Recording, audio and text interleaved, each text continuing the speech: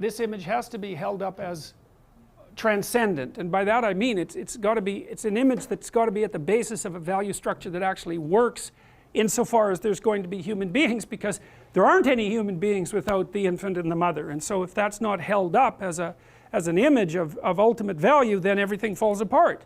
And it's something our culture does extraordinarily badly. I had a client recently admit to me in ashamed tones that she wanted to have children.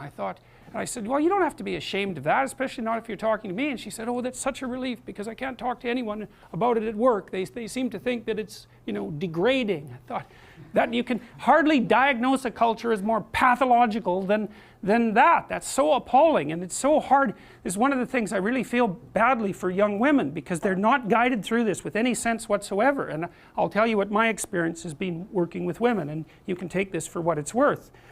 And I've worked with women who've achieved the highest levels of their profession. I don't mean just in academia, but in a number of different fields. This is what happens.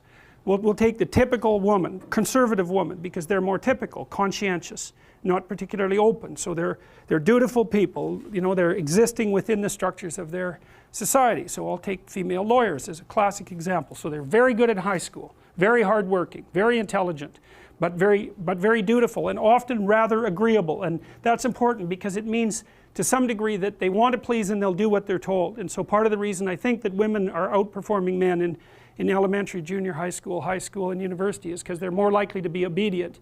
And I know that to some degree because we did analysis of students in Quebec and found out that one thing that predicted grades over and above intelligence and conscientiousness was agreeableness, and agreeable people got better grades than their IQ and conscientiousness would predict.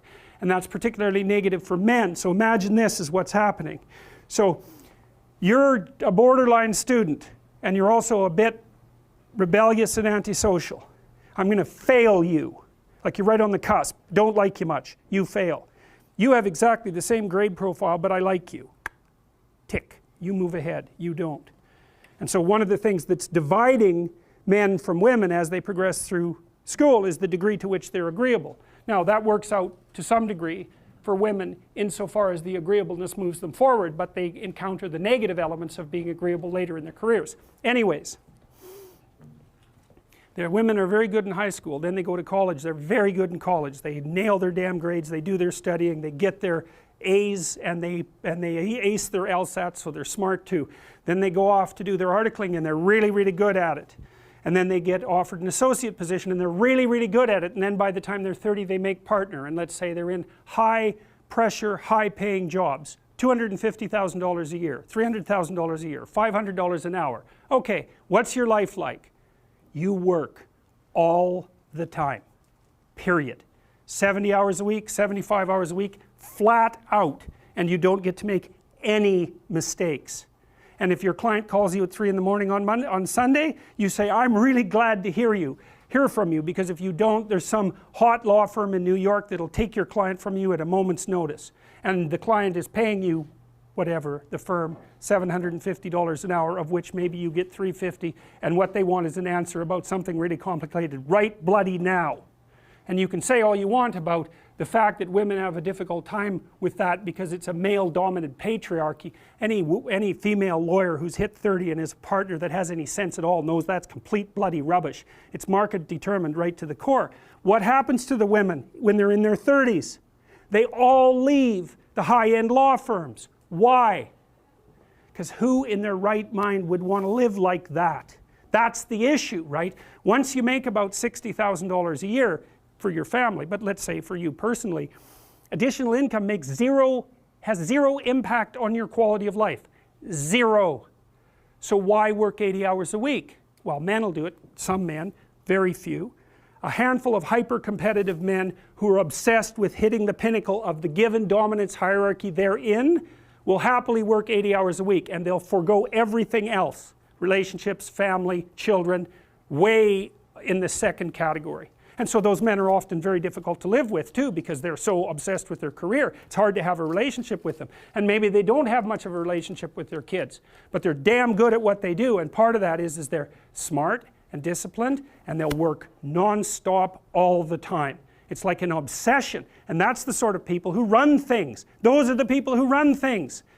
Well, they're often also disagreeable too, because you want to manage people? Really? They're not going to like you.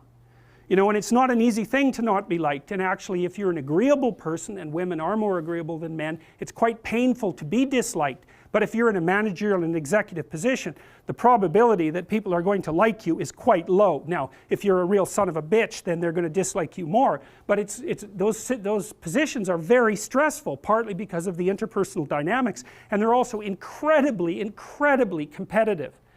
So the women hit that at 30 and they're completely qualified, and the law firms are bloody desperate to keep them, because it's really hard to find highly qualified people, especially once you've put all that time into training them, especially if they're also good at bringing in business. The law firms trip over themselves to try to keep them. They can't.